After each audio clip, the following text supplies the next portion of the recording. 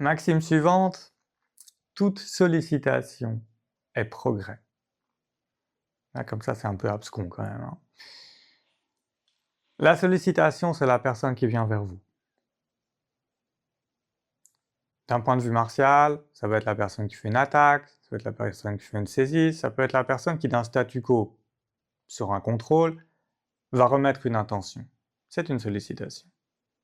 Ça peut être la sollicitation simplement par la voix, ça peut être la sollicitation simplement par l'intention. À partir du moment où il y a sollicitation, il y a possibilité de progrès. Parce que la relation est un échange qui nourrit, pour autant qu'on ne mette pas des choses qui détruisent. On est bien d'accord. Mais comme vous avez maintenant maîtrisé l'amour inconditionnel, la relation est quelque chose qui nourrit.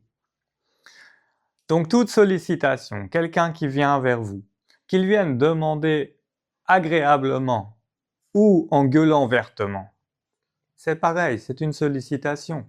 N'oubliez pas que c'est jamais dirigé vers vous, mais par ce que vous représentez et par un jeu relationnel un peu compliqué. Alors, vous prenez cela. Vous prenez cette sollicitation et vous regardez sa nature. Qu'est-ce que c'est? Qu'est-ce qu'il veut? Si vous êtes en train de vous braquer sur « j'ai été sollicité », on revient à la question de toute relation est en train de mettre en exergue des choses bloquées en moi, des choses que je dois interroger et potentiellement guérir. Donc vous dites « là je suis en train de me bloquer, alors je vais faire un effort mental conscient, d'accueillir ce qu'il me dit, de comprendre ce que c'est que cette attaque, comprendre ce que c'est que ces mots, comprendre ce que c'est que ce comportement, qu'est-ce qu'il cherche et qu'est-ce qu'on travaille. » Quand c'est tout codifié de c'est un tel ou quel, il attaque comme ça, et puis toi tu vas faire ta technique comme ça, eh bien vous savez à peu près ce que vous allez travailler dans la technique par rapport au niveau de la personne. Ça c'est pas très compliqué. Ça demande de l'expérience, mais ce n'est pas très compliqué. Mais encore, c'est progrès. C'est vous allez avoir une sollicitation qui ne sera pas la même que la technique d'avant, ni celle d'après. Vous allez pouvoir travailler des choses et vous allez sentir en étudiant vos blocages, là où vous avez des blocages intérieurs. On revient à un épisode précédent. Donc, ça c'est bien fait quand même. On a cette sollicitation, et cette sollicitation, puisqu'elle arrive, elle est l'occasion de se nourrir mutuellement. Puisqu'elle est l'occasion de se nourrir mutuellement, je l'accueille positivement. Je regarde, je réfléchis, je dis ce que je peux faire, ou simplement je suis, et comme je suis, la réponse est spontanée. Si jamais je m'aperçois que je suis en train de m'enfermer, ou que je suis en train de retourner une sollicitation pour en faire une destruction ou une domination, alors je me dis « oups !» et je peux même le dire à la personne. Parce qu'il n'y a pas de plus grand budoka que celui qui soudainement s'arrête et dit « Attends, là je viens de me rendre compte que j'ai fait une erreur, je viens de me rendre compte que mon comportement n'est pas celui que j'attends de moi-même. Je viens de me rendre compte qu'il s'est passé ceci et que j'aurais voulu agir de cette manière, alors on reprend s'il te plaît, réattaque-moi. » Si nous avions davantage d'échanges de cette manière, ouverts, dans les dojos, alors on aurait un enrichissement foisonnant des pratiquants. Parce que vous pouvez avoir tout ce chemin intérieur, vous pouvez vous dire « Ah mince, en fait, j'aurais voulu faire autrement » et vous ne dites rien. Et vous agissez autrement. Ça peut être un choix relationnel.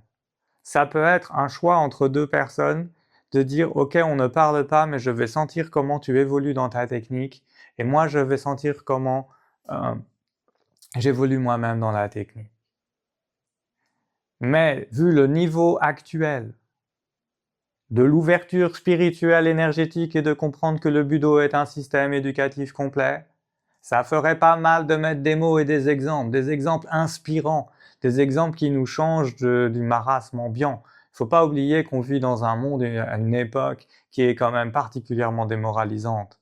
Donc tout ce qui est clairement dit comme étant positif, toute démonstration de la capacité, en particulier de la capacité de quelqu'un qui est gradé, parce qu'il y a ce système débile de grade, de dire « Ah oui, alors lui, il sait se mettre, il sait s'auto-analyser, il sait dire ce qu'il a fait et dire ce qu'il veut faire.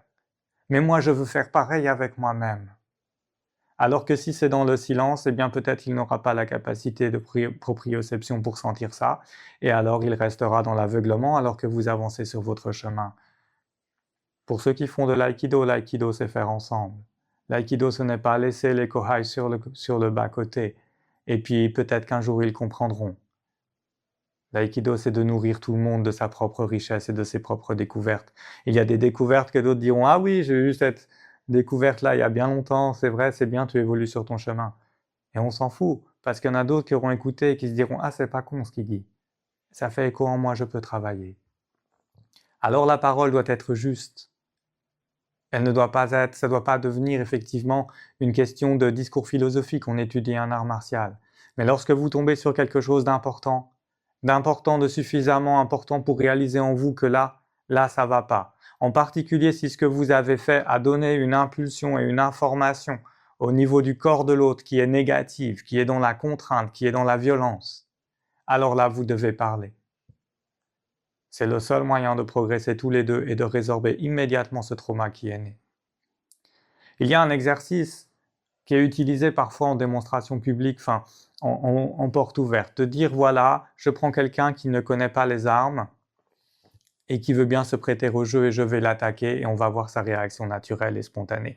C'est une manière d'illustrer que voilà, si vous ne vous formez pas à la chose, si vous êtes dans vos contraintes, eh bien vous ne serez pas capable d'éviter ce sabre, vous mettrez les mains devant, vous vous ferez couper les mains.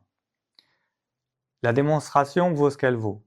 Maintenant, si on change de point de vue, du point de vue de la personne qui se fait agresser, vous avez créé un trauma. Parce que vous avez créé un trauma, vous n'êtes pas bienveillant. Si vous ne dissipez pas immédiatement ce trauma, vous êtes en plus criminel. Si vous ne mettez pas le trauma à l'origine, eh bien vous pouvez démontrer la chose avec un complice. Vous mettez quelqu'un dans l'assistance qui n'a pas la tenue. Personne ne saura que c'est un aikidoka. Et à ce moment-là, il fait son geste, vous avez votre démonstration puisque vous êtes en train de faire du théâtre. De toute manière, vous êtes en train de faire de l'animation. Vous n'êtes pas, vous êtes en train de passer un message par du théâtre. Alors utilisez des comédiens. Si vous attaquez quelqu'un qui n'est pas prêt, vous créez un trauma. Et après, vous pouvez dire oui, maintenant on va t'apprendre à sortir et tout. Vous êtes en train de lui apprendre que quand vous l'avez mise dans la merde, elle peut peut-être s'en sortir. Vous n'êtes pas certain que vous arriverez à annuler le trauma que vous avez créé.